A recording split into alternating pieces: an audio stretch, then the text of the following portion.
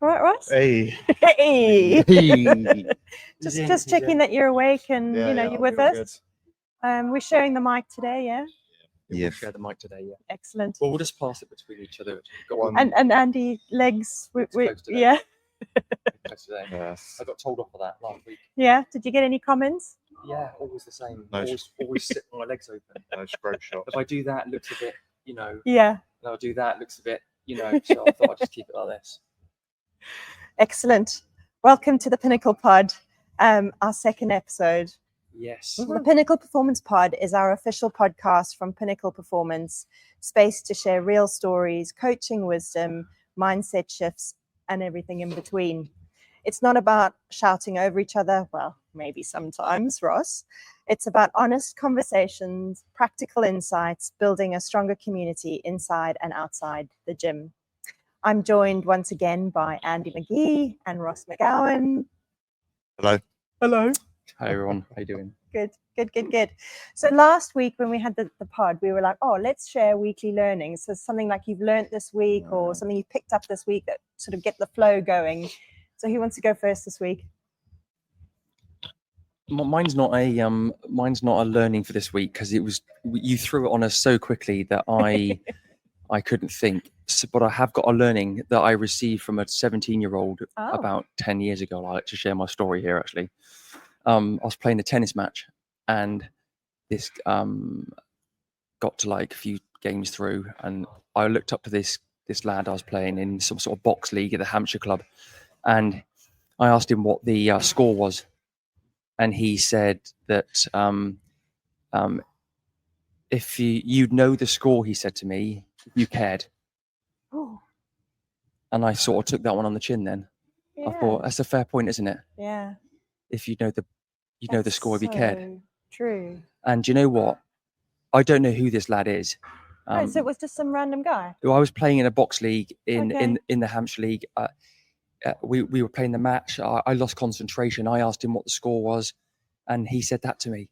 And I've lived by that. Wow. Ever since about 2016. Wow. And that goes to a lot of things in business, isn't it? Oh, massively. So, and there's no point. The score. If you cared, you'd know the score. If you cared, you'd know the score. Wow. No point. I think we'll end it right there. But I mean, my brain immediately went to business, and my brain immediately went to knowing the numbers or understanding what was going on with your people or understanding what the challenges are. There's so many applications for that. I love that. That's a great learning. And I take that I actually goes through my head everything that happens to me or has happened to me. I always think about that 17-year-old kid. Yeah. Educating me. I guess it's a little bit about being aware of what's happening to you as well, rather than just letting things happen. And I can't believe that happened. Well, if you knew what was going on and you were aware of it, you probably would know it was going to happen. I was in a game, going about my business, doing my thing, with not a clue really of what was going on. Amazing. It wasn't about who was right or wrong. Yeah. It was just purely like, I'm gonna think about what's going on here. Do you use it in your triathlons and road races? All the time now. Yeah. Everything I do is because of that 17-year-old. Give me an example when you're racing or when you're training. Like what's the real world example? I think a real world in training would be getting up it's a bit more complex than that. I think a lot of the decisions you make in life are based off what people do or inflict on you in your life. And from a training perspective, when I wake up in the morning, I'm committed to doing what I'm supposed to do. How do you know what you're supposed to do? It's in a training plan. There you go. I do believe that if it's not written down or it's not down on something, piece of paper or on a training plan, that you actually are committing yourself to sabotaging what you feel you're going to do within that day. I think it's coming back to because you care. If you care, you'll write it down. If you care, you'll know what's going on. You'll note it down. So you'll put it in a Google meeting. You'll take it to a meeting. You'll take it to a friend. You know what your training plan is. You'll offload to a friend about what a situation is because you care about what's going to happen or what you want to happen. Yeah. That's super cool. What a golden nugget to begin with. I mean, like, how do we top that one? I'm terrified to ask Ross what is. Let's ask Ross. Ross, over to you. Well, over to you. Yeah, now to bring the tone down a little bit. My learnings this week aren't as spiritually insightful as Andy's, I don't think. Mine is more on a personal level this week. I've realised I'm getting old very quick because I came across a random. It was I think a study, or I can't remember what it was, but apparently men age or their age accelerates at certain ages in their life. What do you mean? So, like, apparently at 21, you notice a difference just overnight. Yeah. Apparently, 34, which I've just turned, again, you sort of notice a big difference. I don't know how much truth there is to this, but going on off the back of I've just turned 34, maybe there's some truth in this, because I'm just feels like I've aged significantly over the last however many weeks since I turned 34. Just my back is killing now when I go for a run, which I never used to do. My knees are given out because I've got like multiple issues with the knees, but the back is a problem when I'm running, and that never used to be the case. So I don't know what's happened at 34. Is the same for women as well? No, they just said men, and then the other age was like, I don't know, 40 something. I can't remember what it was, and then the other age was 65. But apparently, during those specific timelines, you age. Or maybe you just notice the aging. Yeah, or like when you say you age, like what? I didn't look into it too much more than that. I think it was quite a brief overview. Did you look at it and go, "Oh my god"? Yeah, I looked at it when I was 33, honest, knowing that my birthday was coming. You are nowhere near like the midlife crisis. I'm not. So, no, and you're also, by comparison to the rest of the interview panel, a lot younger. So yeah, it's the mileage, not the age. Sorry, yeah. Okay. Have you had a lot of mileage then? Yeah. I could probably do 2 knee replacements actually. Yeah. ACLs in 2 pieces in one knee, and then I've got fractured cartilage in this knee, which is sort of pressing on a nerve, which makes my knee numb. Oh, that sounds like fun. It's been like that. So what have you done? Is that rugby related? They're both rugby related. Tore medial ligaments in this one as well. Tore the rec fem in this quad. Broke the leg down here. You broke tore the both what ankles. It's the rectus femoris, so it's the quad that runs up the center of the big muscle. leg. Yeah, let's go with that. The big muscle up the middle, that connects to your hip flexor, and that tore whilst I was rehabbing the injury for the broken leg and the medial ligament. Yeah. I mean, so let's talk about encouraging people into rugby as a sport. Great I would sport. recommend it for kids, and then stop when you get to like, I don't know, 20. Yeah, before you get to the first aging point. Yeah, there you go. The milestone. Before 21. Before 21, right? There you go. Yeah. So that's what's been on your mind. Yeah. Are you going to do anything about it? Just carry on. Just ignore it and carry on. Excellent. So now you know, but you're just going to ignore it. Yeah. Okay, brilliant. I think I like to pipe in with that, being a little bit older. Yeah. Nothing too crazy. I think you Few just more have grey to. hairs there, Andy. I think you just have to. I think things happen to your body as you get older. You just have to be switched on enough to be able to fix it and get on with it. Yeah. You can't whinge about it. It just is what it is. I mean, we talk about injuries. I've got 16 screws, 2 rods down my right leg. I've got half a clavicle and half a finger. I thought you were going to say you had 16 screws loose. I probably do as well. Half a brain maybe as well. Half a clavicle. Yeah, got half a clavicle. What's a clavicle? Yeah, it's got a clav. Ross. Or a nickel. Yeah, I broke my clavicle when I was in the army, so I've got that. It's sort of twisted, but isn't that your collarbone? Collarbone, yeah. Yeah, okay, sorry. For those of you who are listening or not. Yeah, for sure. And the collarbone, right leg, all the way down my fib and tips of the bone. The bone, sort of the shin bone, and the one on the other side. That's got loads of metal work as well. But you just, like you say, you just got to get on with it. I would also like to point out that you made love to that then. I would like to point out as well, I had my biggest lifts in the gym since those injuries as well. Yeah, so you're fine. Yeah. So there is like 230 kilo squat with an ACL. Yeah, dropping some numbers. Yeah. With an ACL in 2 pieces. So, it's it is doable. I think we should go on to, I think the learnings from that one was just to get over it. It'd be okay. No. Okay. So I'll throw something into the mix then. Okay, go for it. As men, you absolutely have aging, but we as women have hormones to deal with. I agree. Women's hormones go haywire their whole entire life. And that just adds a whole different dynamic to your training, which is which is interesting. My learning for the week, because I know you guys are desperately wanting to know what mine was. Yeah, can't wait. Zwift does not automatically change the resistance when you're doing an FTP test. So for those of you listening, Andy, what's an FTP test? A functional threshold power test. Okay, and what is it? What are you testing? Well, you're testing what you can do within a time period normally done either with 20 minutes Yeah, or an hour. yeah, It really depends on how you like the test. yeah, So I prefer doing what's called a ramp test. yeah. I don't It's like a 20 them. minute test. It just gets, they put the more Gets harder resistance and on it, gets harder and harder and yeah. harder. Then you can't rotate the pedal. Yeah, Some people like just going an hour. They'll just literally set it just on to Zwift. see how much up. Just what they can power do you for an put out. hour. Yeah, And there are other variations of it. yeah. But So- most people do that test though. And it's more relevant to people that do things that are related to doing efforts over that type of time period. Okay, It's not getting technical always now. that important. Okay, it's getting technical now. But the Okay. reason I did it was because I'm doing a bit of turbo training in between outside riding. Yeah. And I'll do an FTP test to see what my power output is, so that Zwift can then set the right resistance on my rides that I do in the garage. Yeah. I did it, and I felt like I was going uphill the whole entire time for 20 minutes. I couldn't get my cadence above 60 cadency things. Yeah. And it was a disaster. So I now need to redo my FTP test, which is filling with dread. I'm going to do it in 6 weeks' time, I reckon. That's fine. We'll talk offline about that one. It was a technical error, I believe, user error.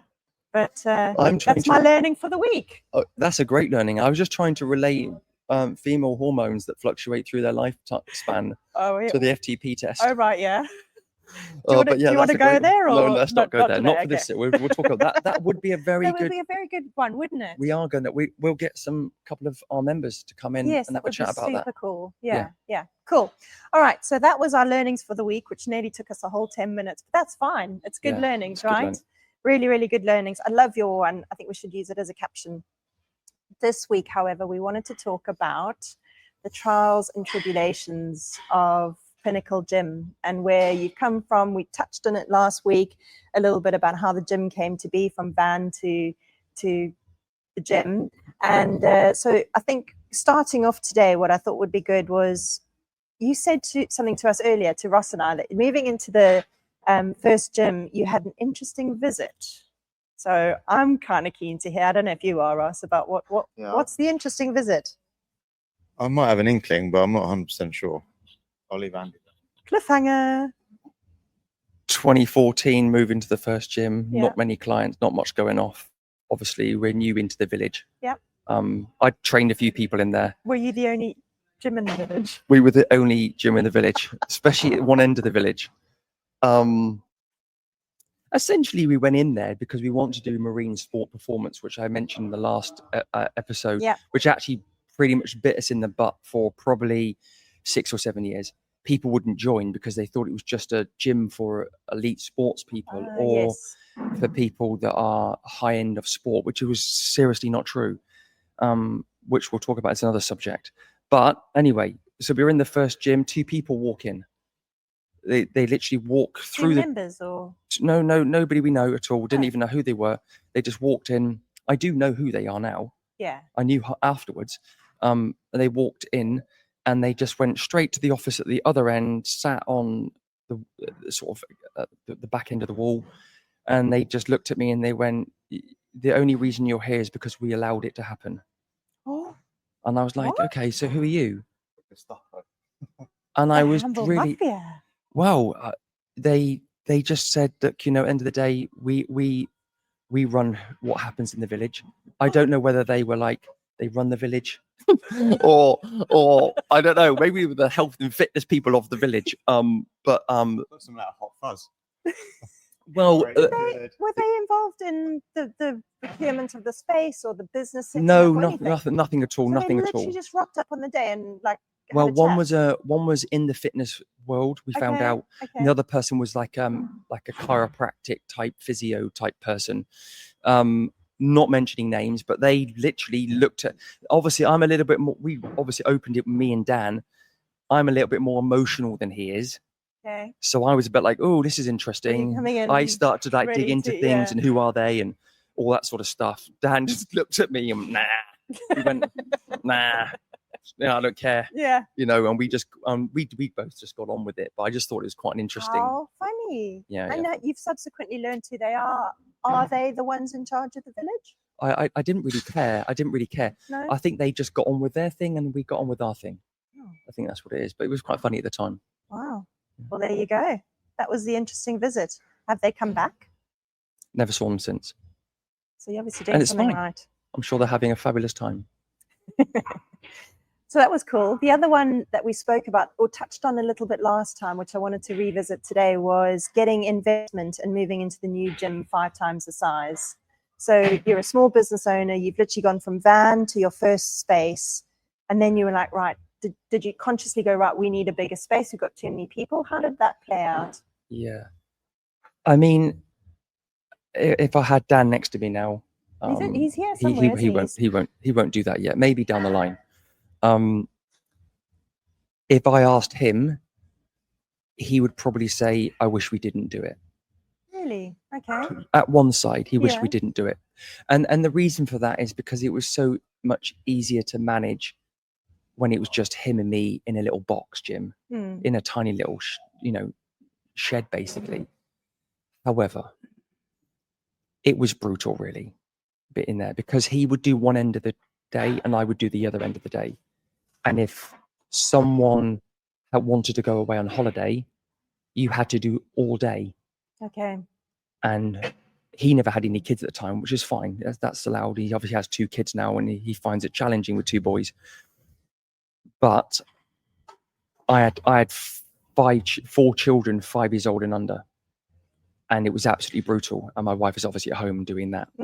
So he would say one end would be easier there. But on the flip side of it, the community and what we've created in here is incredible. The only thing, obviously, like I said, it didn't work was not being able to get the gym membership, standard gym memberships, because essentially most gyms run that way. Yeah. You just want normal people coming and doing Yeah. their thing. Yeah. And it just hasn't ended up that way. So we've had to go down a different route, which is absolutely fine. But you are pioneering a different way of doing gym and you are creating a community, which is what sets you apart from those more commercial gyms.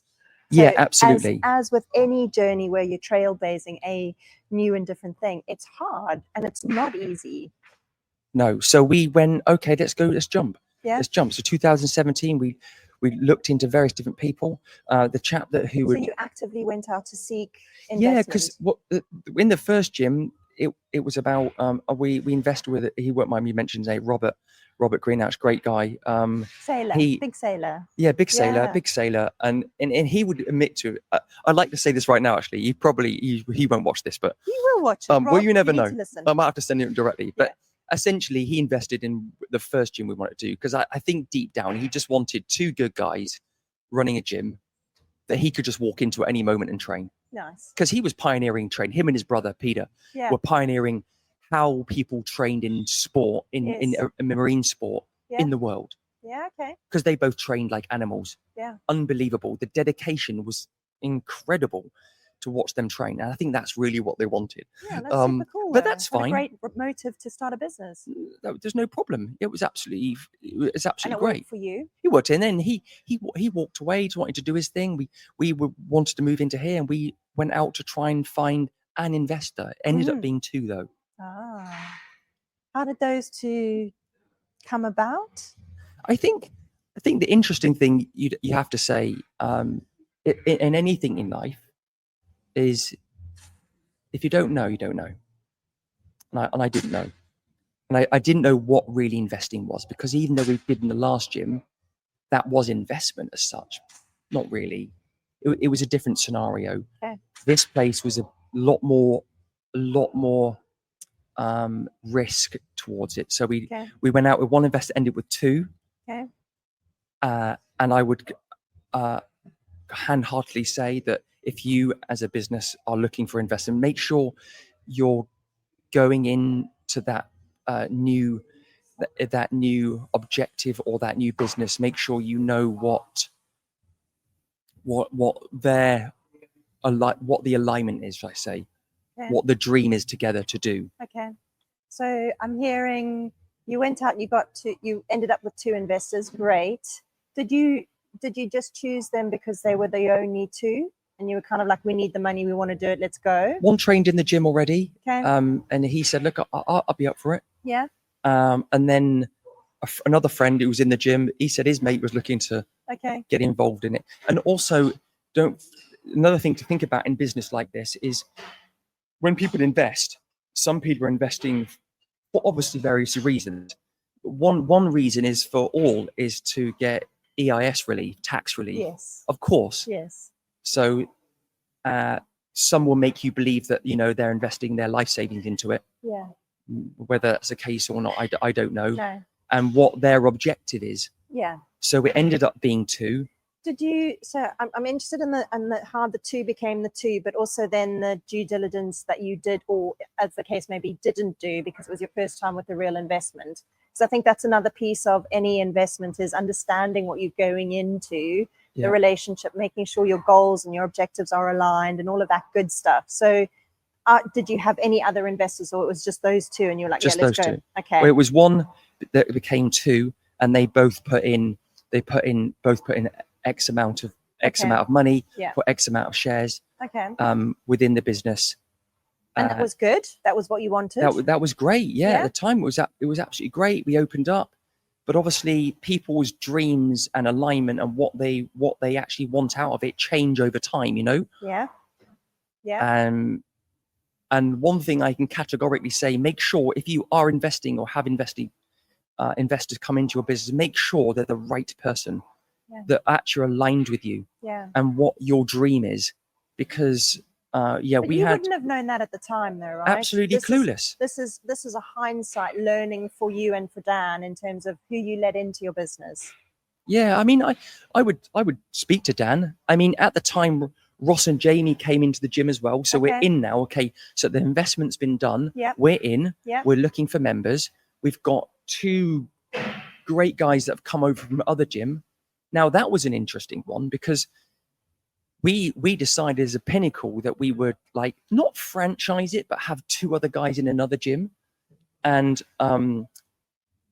Ross and Jamie were working in another gym, sort of 10-minute drive away. Yeah. And again, that was another learning, because they'd gone into an environment with 2 other people who'd bought and leased out and created this gym, but actually didn't really work out that way, did it? It was quite challenging, wasn't it? Yeah. Well, and he spent a little bit of time there. Let's hear about it. I'd love to hear a little bit about your sort of perspective on it. So Andy's giving me the eye. Just remember, okay, PG version. just need to make sure it's PG. How to win friends and influence people 101. Yeah, I'm just going to keep eye contact with Andy whilst I'm telling this story, so I keep on the right track. What do you want to know? Well, so what were the challenges for you? Challenges, I think, like one Andy sort of touched on, is making sure everyone's rowing in the same direction, and not just about in terms of business acumen, but also I think personality. If you can have personalities that align, is a big help. It's in my experience, it's probably one of the bigger factors more than anything else. If your vision doesn't align and your the way you work together doesn't align, it's very. I think half the battle is getting on. Yeah. Just from my own experience from that. Yeah. It started off their sort of mission statement wasn't really about, because they had other businesses. This was kind of, they saw what we had here in this marina and thought, I want a piece of that. They'd kind of come from the sort of leisure side of things, the leisure gym, in a country club, but they wanted something a bit more, not high performance, because we cater for that, something a bit more, I don't want to say functional, because I hate that whole functional fitness type term, but something just a bit more raw and to the point, not so fluffy. Let's just call it that. If you call a leisure centre fluffy. And so it wasn't really their main business. So they came at us with the whole mission statement of we don't necessarily want to make a profit, but we want to have this as a business. So it was all a little bit confusing. And that was one of the things we kind of like Jamie and I had to get our head around. It was like, well, we're here to do a job, but you don't want to make profit. But that quickly changed as soon as, you know, money starts coming in. So again, it was just dealing with the biggest, if we're going to, you know, stay on the topic of sort of what we learned, if I sort of look back then, it was looking to sort of like, my learning was like managing people from that, and managing people that maybe didn't know what they wanted. Yeah. And being trying clear to, on expectations, yeah, I setting think, those out in the offset. yeah, it was, and rechecking them. Yeah, let's put it in a bracket then, just to keep it simple. It was more of learning like what not to do, or not, or how not to do something, rather than how to do something. Those are great learnings. That's probably the biggest kind of take I can take from it. It's interesting for me. So from a coach's perspective and from a business perspective, that, you know, the owner perspective, both of you had very similar experiences, and that just means, you know, how important it is to make sure that you do that. Have you taken that into your life going forward, your 34 years or sum total? Yeah, I tend to, from that experience in itself, it probably taught me to not just look at what people are doing well and learn from it, but actually look at what people aren't doing so well and learn from that. And I probably learn more from that in other people's mistakes, so that then I don't have, like, hopefully I then don't make those same mistakes. So yeah. So what happened? We've spoken about how they came on board. You got the space. You got new coaches coming in. So on the surface, it all looks great. Yeah, I think going back to how we got involved in this business and what we've done, I would say that going back 10 years, when I would say 15 years actually, when I first got into coaching and left the British Army, is that I used to get really emotional about things that people inflicted on me. But actually, I believe now that everything that's painful or what people do to me in my life, and I've had some horrendous things happen, they're actually learnings now. And I don't get emotional about it now. Having the on investor leave, bless him, you know, he passed having a massive accident on a boat that was hit the sailing community massively. What a lovely human being. He left because he just wanted to do something else with the money. Another person wanted to leave because they had their own reasons. Yeah. And that's okay. All of that's okay, right? And that's fine. And that's absolutely fine. And do you know, at the time, everything that was inflicted on me and how that happened was, I would say, probably one of the worst things that I feel that happened to me emotionally in my life. But actually now I look at it as in, actually, it taught me a lesson. And I think about that every day now, actually. The 17-year-old that told me, do I care? And the other one that actually, things happen. People will try to hurt you in your life, but you just have to learn from it and go forward from it and not dwell on it. I think that's such a wonderful message of resilience and growth mindset and all the things that we often speak about when, you know, you're teaching kids on how to deal with these things. I think things are going to happen in life, aren't they? And at the time, you might not know why or what they're happening, but if you can learn from it and you can look back at it now and go, do you know what? This did happen, and we've come out on the other side. Yeah. I think it's interesting on resilience, because there's a load of them out there, resilience coaches, aren't there? Oh yeah. And that's fine. Yeah. Do you know what? And again, it goes back to the thing is, I do question some of it, but just let people get on with what they're doing. It's no problem. And you can coach resilience, of course you can, but I think that you only learn true resilience through things that have occurred in your life or been inflicted on you, or something you've had to navigate that you've never had to navigate before, and you've had to ask someone for help. Yeah. Because you can't get everything in life, can you? No. Yeah. That's just not true. I think it's super. I mean, I was always inspired by your story, but I am even more inspired by, because I didn't understand or know any of this that had happened behind the scenes. You walk into a gym like this, and you think, oh, yeah, it's really well established. They obviously know what they're doing. Life is good. It's super, super inspiring. We've not even touched on the challenges that the gym has had, which I want to talk about. And then also how that translates into your life as a professional sportsman. and Ross, your life as coach, ex-professional sportsman, and all of those things that come with it as well, which I think is super cool. But we are sort of coming up to the end of time. It's been a fascinating conversation. I didn't expect to go that deep today. Did you? Yeah, it was great. I think. Well, it's like podcasting it. We don't really know, do we? No. Until we We explore that. Although we talk about what we want to talk about, we don't actually plan what we're going to talk about too much because we want it to be a bit more free flow and stuff. Yeah, absolutely. And then what we've created and what we chat about now will flow into our next podcast. So on that note, thank you both so much for your time today. Been really, really good. You've been listening to the Pinnacle Pod, and look forward to hearing more stories with you next time. Thanks very much. Yeah, cheers.